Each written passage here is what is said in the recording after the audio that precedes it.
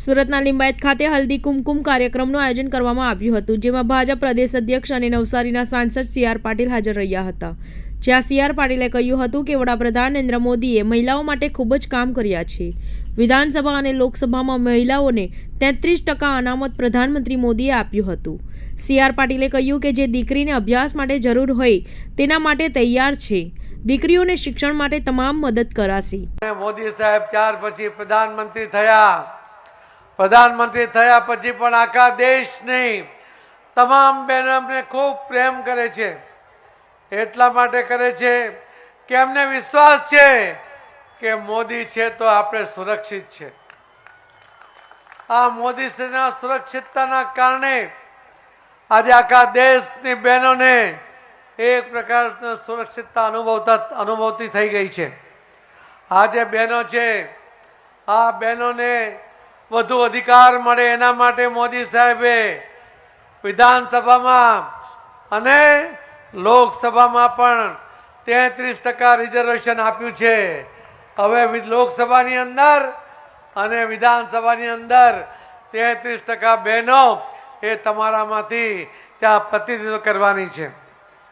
આ દિન સુધી કોઈ પણ રાજકીય પાર્ટીએ આ 33% અધિકાર આપવાનો ઠરાવ કરવા દેતા નહોતા. 50% જેટલી બહેનો મતદાતા હોવા છતાં એમના માટે કંઈ કરતા નહોતા. દર વખતે ઠરાવ અટકાવતા હતા, કોઈ કાગળો ફાડી નાખતા હતા. આ વખતે મોદી સાહેબે જે નવું લોકસભાનું બિલ્ડિંગ બનાવ્યું એની અંદર પહેલો ઠરાવ કર્યો એ મોદી સાહેબે આ બહેનો માટે કર્યો. બહેનોને અધિકાર આપવા માટેનો કર્યો અને એના કારણે બહેનો આજે સુરક્ષિત તો હતી, એની સાથે સાથે એને અધિકાર પણ મળ્યો. તમને કદાચ ખબર નહીં હોય પણ મોદી સાહેબે દરેક ક્ષેત્રની અંદર બહેનોને મહત્વ આપ્યું.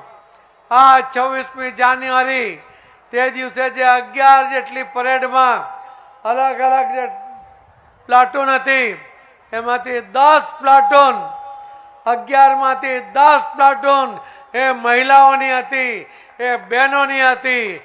આખા દુનિયામાં સ્વતંત્રની આવી પરેડની અંદર 11 માંથી 10 પ્લાટૂનમાં બહેનો હોય, દીકરીઓ હોય. આ પહેલો બનાવ એ મોદી સાહેબે આપણા દેશમાં કર્યો છે. એના માટે પણ મોદી સાહેબનો ખૂબ ખૂબ આપણે આભાર માનીએ છીએ. મારે તો બહેનોને કહેવું છે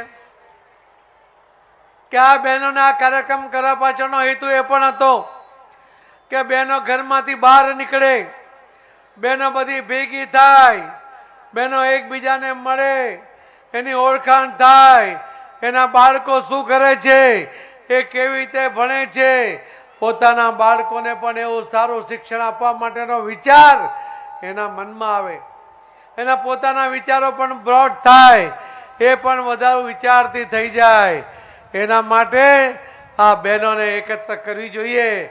એની પાછળનો એ હતો સમાજની અંદરના કુરિવાજોને દૂર કરવા માટે